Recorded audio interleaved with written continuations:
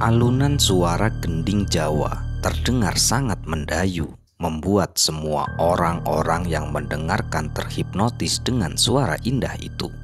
Mengantuk seperti seorang bayi yang terlena dalam dekapan sang ibu. Namun tidak bagi seorang pemuda yang bernama Dewa. Ya, Dewa adalah seorang pemuda yang mempunyai paras tampan dengan bentuk wajah yang tegas. Bentuk wajahnya pun terlihat hampir mirip dengan wajah sang kakek yang bernama Sastrowardoyo. Sastrowardoyo adalah seorang tuan tanah yang kaya raya. Siapa yang tak kenal dengan namanya?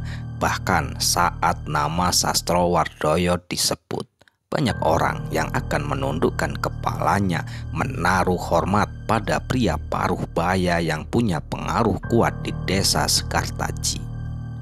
Bukan karena pangkat, Tuan Sastro bukan orang yang gila akan pangkat. Akan tetapi, Sastrowardoyo lebih dikenal karena kekayaannya dan juga sepak terjangnya yang dinilai sangat sadis. Apa saja akan dia lakukan pada orang yang melakukan kesalahan kepadanya, dan apapun yang ia inginkan harus ia dapatkan pada saat itu juga. Mbah dengar ada suara musik nggak, Mbah? Tanya Dewa kepada Mbah Rano. Ya, Mbah Rano kemudian berjalan mendekati Dewa. Musik opo to lele? Wong suasana sudah malam begini kok. Lagian ini kan sudah larut malam. Mosok iyo masih ada orang menyalakan musik sih? Jawab Mbah Rano kepada Dewa. Gending, Mbah. Gending Jawa, tutur Dewa dengan wajah yang terlihat seperti sedang menikmati alunan gending Jawa yang membuat ia begitu tenang. Sudah, ayo kita tidur. Ini sudah malam. Tidak baik begadang sampai selarut ini. Jawab Mbah Rano langsung saja menarik tangan Dewa menuju ke satu-satunya bilik yang ada di rumahnya itu. Ya, kala itu Dewa sedikit bingung dengan apa yang baru saja dilakukan oleh Mbah Rano kepadanya. Setelah Dewa bersama Mbah Rano memasuki bilik, tiba-tiba saja terdengar sebuah bunyi ketukan pelan di jendela rumah Mbah Rano. Namun hanya beberapa saat saja ketukan itu terdengar lalu berhenti. Suara itu sekarang beralih pada pintu utama rumah Mbah Rano. Mbah, ada tamu, Mbah. Ucapku pelan kepada sesosok laki-laki tua yang saat ini tengah duduk di sebelahku. Aku mencoba sedikit mengangkat tubuhku untuk berdiri. Namun aku langsung merasakan cekalan erat di pergelangan tangan ini. Biarkan saja, Le. Nanti juga akan berhenti sendiri. Jangan pernah membuka pintu saat mendengar ketukan seperti itu di tengah malam. Ingat pesan Mbah yo. Sekali lagi ingat pesan Mbah yo, Le. Ucap Mbah Rano kepadaku. Aku pun mengernyitkan keheranan saat mendengarkan titah dari Mbah Rano yang terdengar sangat serius. Memang kenapa sih, Mbah? Apa ndak apa-apa kalau kita biarkan saja? Mungkin ada yang butuh bantuan kita, Mbah. Apa ndak sebaiknya dilihat dulu siapa yang datang? Tanyaku kepada Mbah Rano kemudian. Wis to, ojo angel-angel dikandani tole. Ini demi keselamatan kamu juga kok. Jawab Mbah Rano berucap dengan nada penuh penekanan.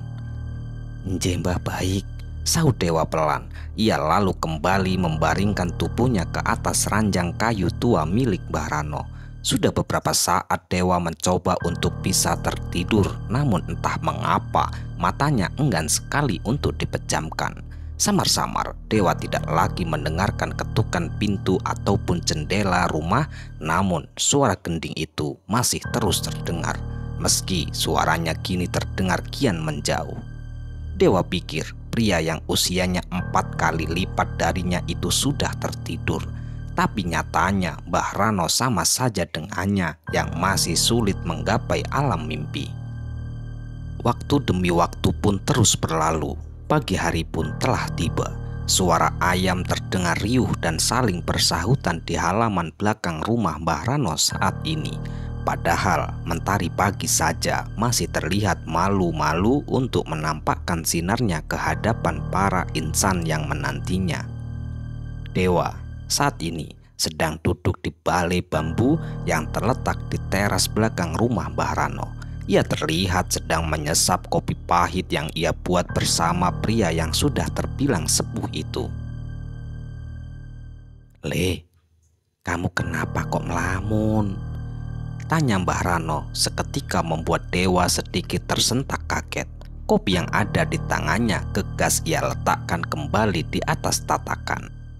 "Mbah, aku sudah mendengar Mbah banyak sekali desas-desus yang terjadi di desa ini. Apa Mbah Rano sama sekali tidak mau menceritakan kebenaran tentang hal itu kepadaku Mbah? Bukannya dulu kakek dan juga ayahku termasuk orang yang sangat berpengaruh di desa ini Mbah. Bahkan sebagian besar tanah di sini, sebagian besar masih milik keluarga saya Mbah," tanya Dewa bertanya panjang lebar sambil menatap Mbah Rano dengan tatapan elangnya. Ia ingin menuntaskan rasa penasaran yang saat ini menghantui di dalam dirinya. Mbah Rano akhirnya menghela napas panjang, meletakkan kembali gelas kopi yang tadi ingin ia sesap. "Ya gimana ya Le, tapi ya sudah ndak apa-apa Le. Kamu memang seharusnya tahu semuanya. Sudah seharusnya juga kamu mengetahui bagaimana silsilah dan cerita tentang keluargamu. Tapi apa kamu sudah sangat yakin untuk mendengarkan semuanya Le?" tanya Mbah Rano kepada Dewa. Dewa pun mengangguk cepat. Dia segera membenarkan duduknya, sedikit memutar posisi duduknya dan menghadap Mbah Rano saat itu. "Aku siap Mbah untuk mendengarkan cerita dari Mbah. Semua cerita tentang keluargaku yang sampai saat ini tak menyisakan satupun dari mereka. Aku ingin tahu semuanya Mbah. Dan kenapa hanya tinggal aku saja yang tersisa Mbah? Apakah ada rahasia yang memang tidak ku ketahui Mbah?" tanya Dewa dengan kepala yang didekatkan pada Mbah Rano.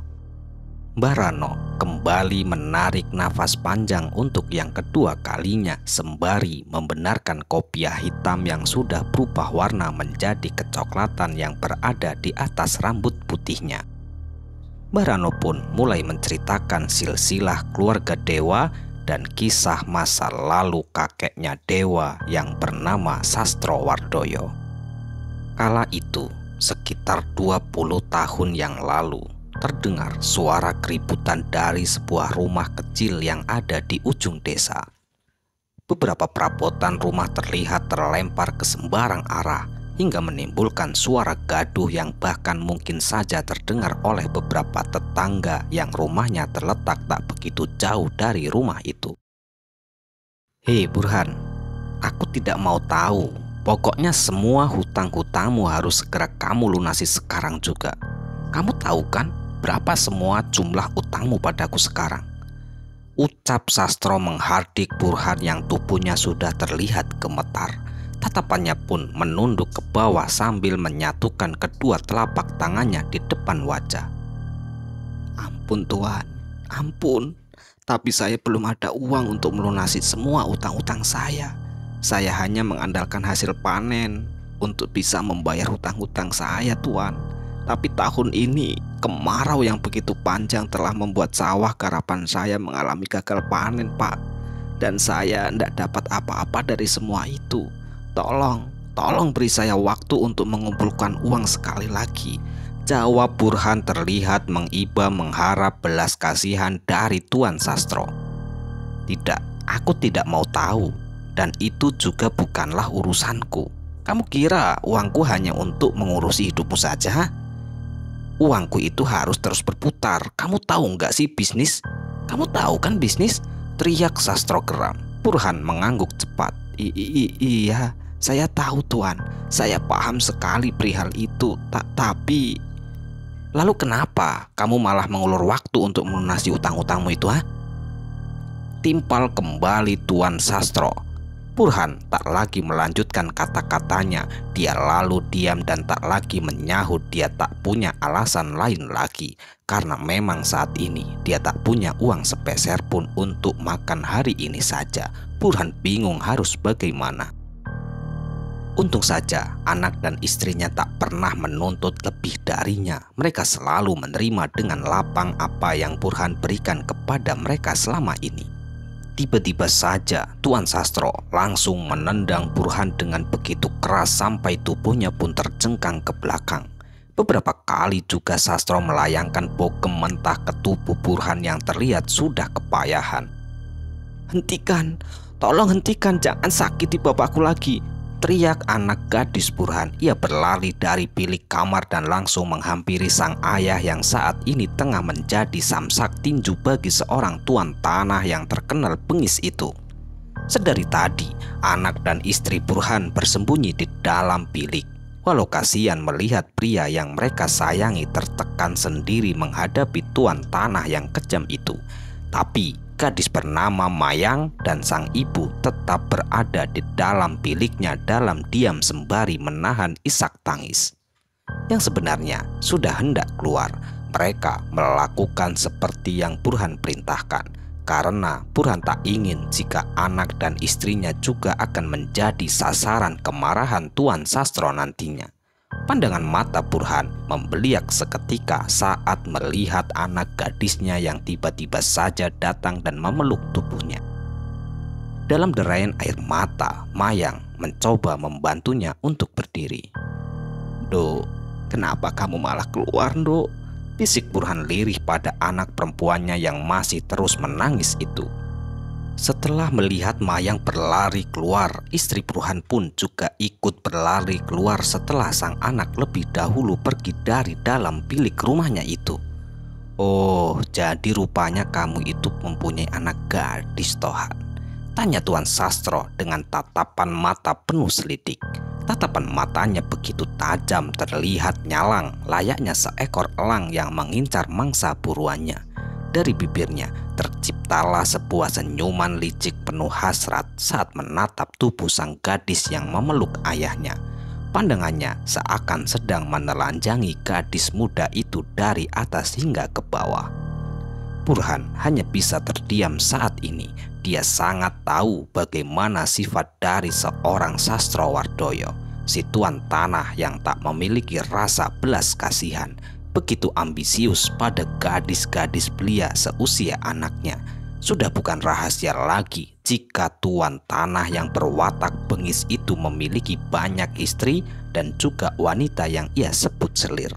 Burhan yang melihat jika Tuan Sastro sudah melihat anaknya seperti itu, langsung memeluk istri dan putrinya dengan sangat erat, seakan sudah tahu arah pembicaraan Sastro selanjutnya.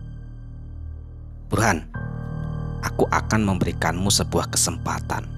Aku akan memberimu penawaran menarik untukmu, dan pastinya itu akan sangat menguntungkanmu. Gimana?" Tawa Tuan Sastro menggema di seluruh penjuru rumah kecil milik Burhan. Burhan menggeleng pelan. Dia sama sekali tak menyahut apapun dari semua yang Sastro katakan kepadanya. Ia sama sekali tak mau jika apa yang ia pikirkan sekarang akan menjadi kenyataan. Budek kamu ya, diajak bicara malah diam aja. Bisu kamu, bisu?" bentak Tuan Sastro kasar sembari menarik kerah baju batik lusuh yang Burhan kenakan. Pukulan kembali ia layangkan mengenai hingga ke ulu hati Burhan. "Tenang saja Burhan, kamu tidak usah membayar utang-utangmu dengan uang ataupun harta yang kamu miliki. Aku yakin, aku tahu kamu itu pasti tak mempunyai harta sebanyak itu kan? Semua utangmu sangat besar padaku Burhan," ucap Tuan Sastro. Burhan hanya bisa menundukkan kepalanya. Terlihat dari kedua matanya bulir-bulir bening jatuh mengenai punggung tangannya.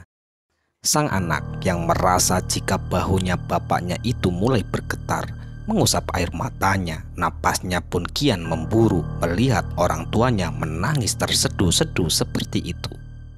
"Sudah, gini aja. Aku akan segera menikahi anakmu. Dengan begitu, semua utang-utangmu akan lunas beserta bunganya, ucap kembali Tuan Sastro. Namun Burhan langsung menggelengkan kepala dengan pelan. Tak kuat jika dirinya harus merelakan anak gadis satu-satunya menjadi istri dari si Tuan Sastro. Waktu maghrib telah tiba. Seharian ini Burhan beserta anak dan istrinya sama sekali tak keluar dari rumah. Mereka saat ini sedang meratapi semua nasib yang harus mereka terima. Terlilit hutang pada orang yang begitu kejam. Padahal sesungguhnya tidak banyak uang yang Burhan pinjam saat itu, hanya 3 juta untuk membawa berobat sang istri yang mengalami sakit parah. Dan sisanya ia belikan pupuk untuk tanaman padi yang digarapnya di sawah. Akan tetapi bunga pinjaman yang diberikan oleh Tuan Sastro memanglah sangat besar, bahkan sangat-sangat besar. Sampai pada hari ini utangnya sudah beranak pinak menjadi berpuluh-puluh kali lipat dari uang yang pernah ia pinjam dari awal. Mayang yang kala itu sudah mengetahui bahwa ia akan dipaksa untuk dinikahi oleh Tuan Sastro. Ia pun memutuskan untuk kabur dari rumah. Di tengah gelapnya malam terdengar derap langkah kaki yang terdengar memburu dan memenuhi runggu. Tuan Sastro dan anak laki-lakinya yang bernama Ronggo bersama anak buahnya mengejar Mayang yang berlari kencang berlari ke arah hutan. Gadis itu berharap agar kepergiannya ke hutan tidak dapat ditemukan oleh Tuan Sastro dan juga mereka yang bersamanya. Seorang gadis tengah berlari dengan kaki telanjang, dengan nafas yang tersengal-sengal. Ia terus berlari menembus rimbunnya semak belukar yang menutupi jalanan setapak yang mengarah ke hutan. Sang gadis yang memang sudah merasakan lelah di sekujur kakinya menoleh ke kanan dan ke kiri mencoba mencari tempat yang biasa ia gunakan untuk bersembunyi. Dialah Mayang, putri satu-satunya pasangan Burhan dan Sari. Pandangan matanya mengedar mencari sedikit cahaya yang dapat digunakannya untuk membantu melihat apa yang ada di sekitarnya. Hingga pada akhirnya ia melihat sebuah pohon trembesi besar yang mungkin saja dapat digunakan untuk bersembunyi dari orang-orang yang saat ini masih mengejar dirinya. Dengan langkah kaki yang tertatih-tatih tanpa alas melindungi telapak kakinya, gadis itu berjalan perlahan dan merangkak menuju ke pohon besar yang tadi dilihatnya.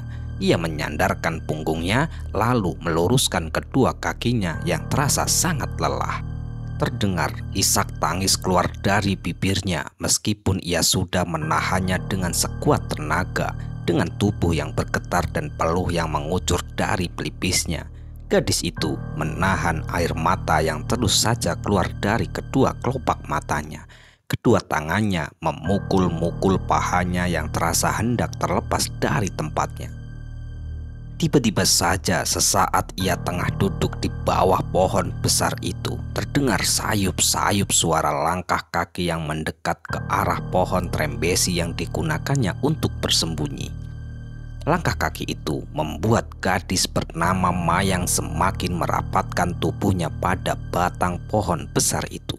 Doa apa saja yang ia hafal ia ucapkan agar Tuhannya memberi sebuah keajaiban, lolos dari kejaran Tuan Sastro dan semua anak buahnya. Ia membekap mulutnya dengan erat-erat, berusaha agar sedikit pun deru napasnya tidak terdengar oleh mereka. Gadis itu terus merunduk dan semakin merunduk, mencoba untuk mencari perlindungan dari semak-semak yang tumbuh di sekitar pohon itu. Namun seketika suara kaki yang tadi sempat mendekat ke arahnya tiba-tiba saja hilang dan tak lagi terdengar. Untuk beberapa saat gadis itu terus terdiam dan menunggu, berharap jika ada orang-orang yang tadi mengejarnya telah pergi menjauh dari tempat persembunyiannya. Dengan sangat berhati-hati, gadis itu melongokkan kepalanya dari balik pohon untuk melihat keadaan di sekitarnya. Dan benar saja ia tak lagi melihat orang-orang itu di balik pohon tersebut. Mayang menghela napas panjang dengan perasaan lega.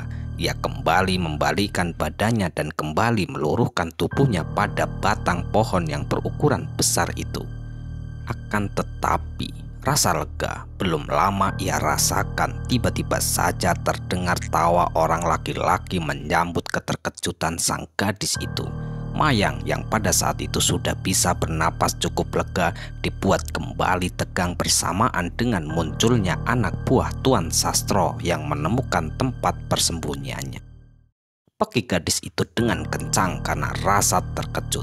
Dirinya sungguh tidak mengira jika orang-orang yang sedari tadi mengejarnya dapat menemukan dirinya yang bersembunyi di antara semak dan rerumputan di tempat itu.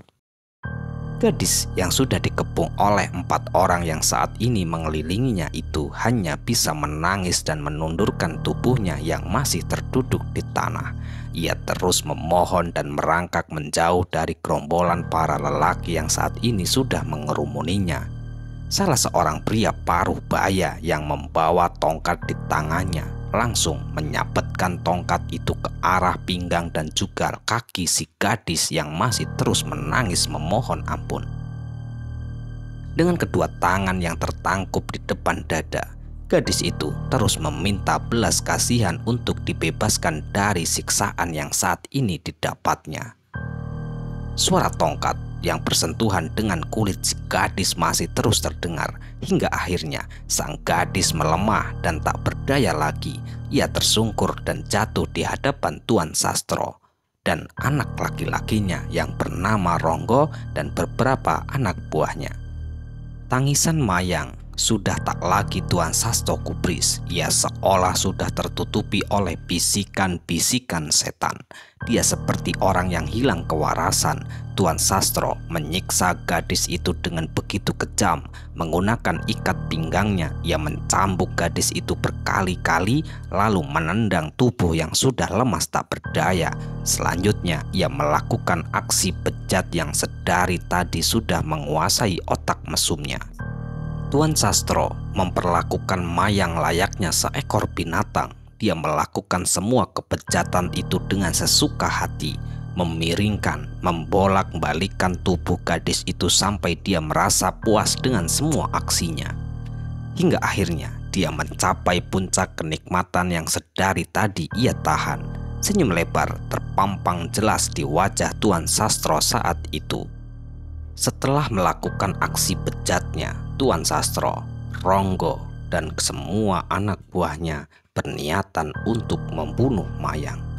Setelah keadaan Mayang sudah benar-benar sudah tidak bernyawa, mereka semua pun kembali ke rumah meninggalkan mayat Mayang sendirian di dalam hutan.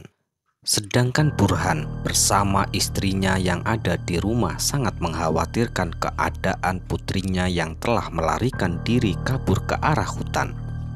Burhan bersama istrinya langsung bergegas bersama-sama mencari keberadaan Mayang. Jalan demi jalan mereka susuri untuk menuju tengah hutan. Setelah menyusuri luasnya hutan yang dipenuhi dengan rerumputan dan pohon-pohon besar, mereka tak kunjung menemukan putrinya hingga akhirnya mereka pun merasa kewalahan mencari keberadaan Mayang. Dan mereka meminta bantuan kepada para tetangga untuk mencari keberadaan anak gadisnya itu. Para warga yang mendengarkan kabar bahwa Mayang hilang, mereka semua berbondong-bondong sembari membawa alat untuk menebas rimbunan pohon di tengah hutan. Dari pagi hingga larut malam, Burhan bersama para warga yang telah mencari ke sana kemari namun tak kunjung membuahkan hasil. Tiba-tiba saja salah satu warga yang bernama Joko, ia tak sengaja berjalan seorang diri menuju ke sebuah pohon trembesi yang sangat besar. Dan di saat itu Joko langsung terkejut ketika melihat tubuh seorang wanita sudah tak sadarkan diri. Joko pun berteriak-teriak sembari berlari ke arah kerumunan para warga. Para warga yang mendengar penuturan dari Joko pun akhirnya langsung bergegas menuju ke arah tersebut. Burhan berjalan yang paling depan, ia ingin langsung melihat tubuh wanita itu.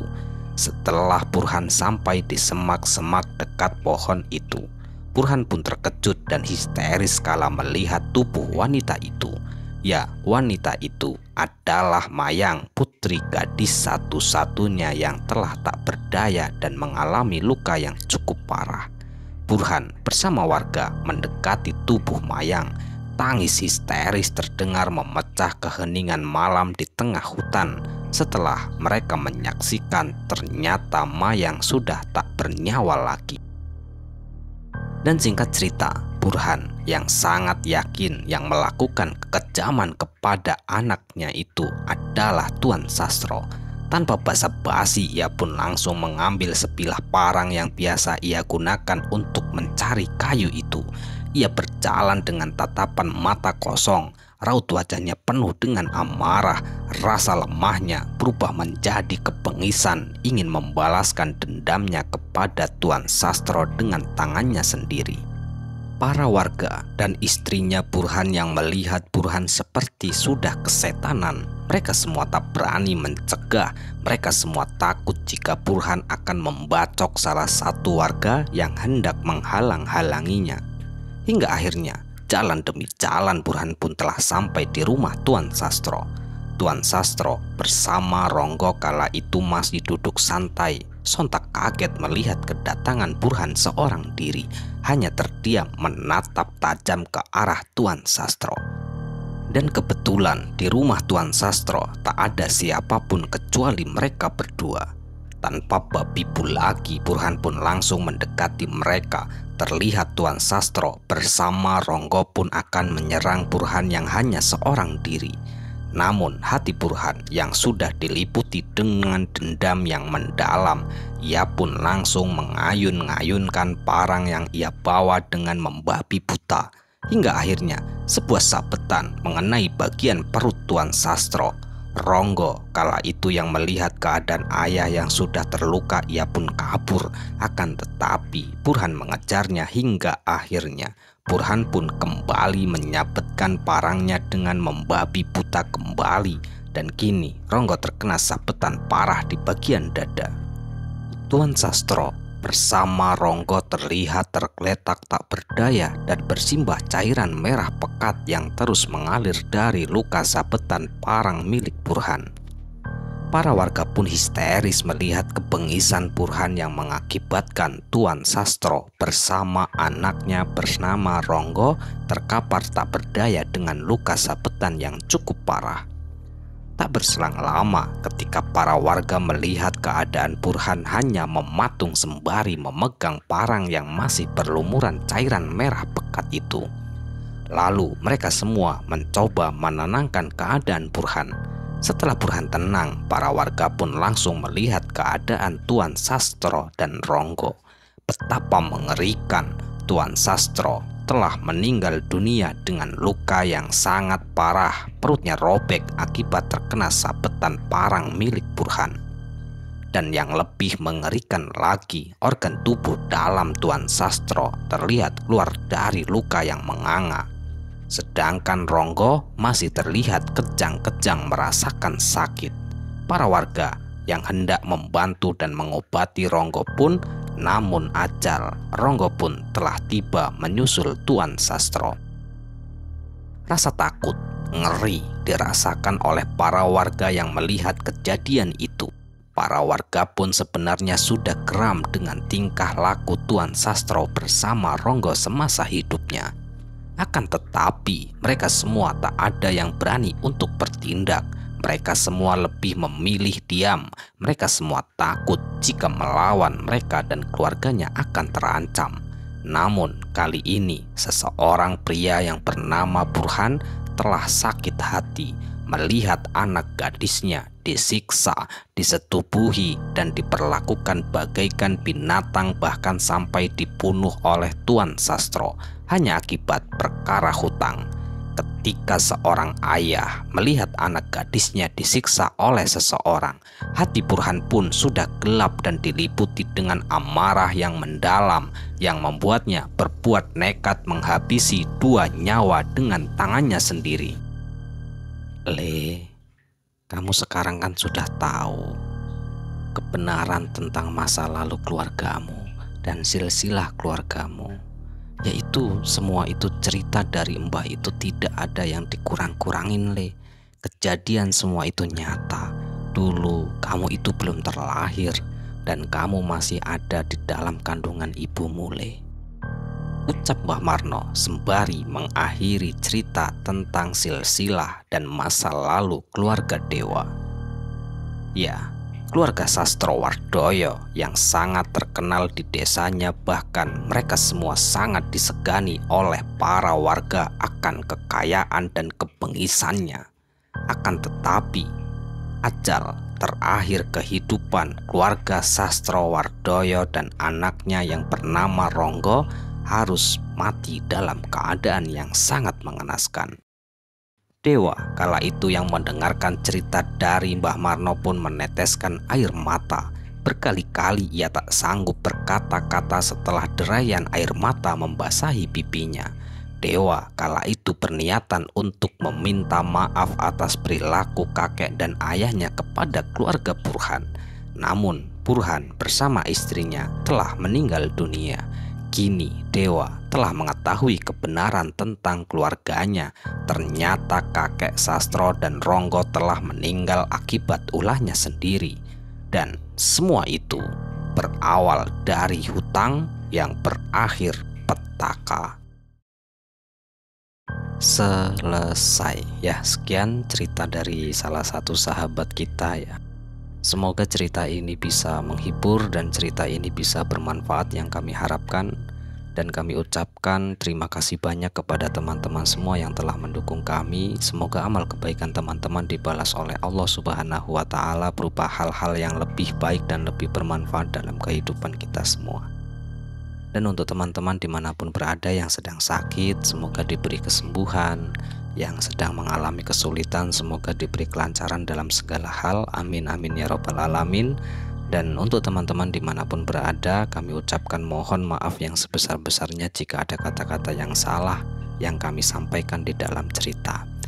Dan untuk teman-teman yang belum mendukung kami, silahkan dukung kami dengan cara klik tombol subscribe agar kami ini lebih bersemangat lagi membuat cerita-cerita terbaru di channel Kegelapan Sunyi ini. Bye, sampai jumpa di cerita selanjutnya. Akhirul qouli wassalamualaikum warahmatullahi wabarakatuh.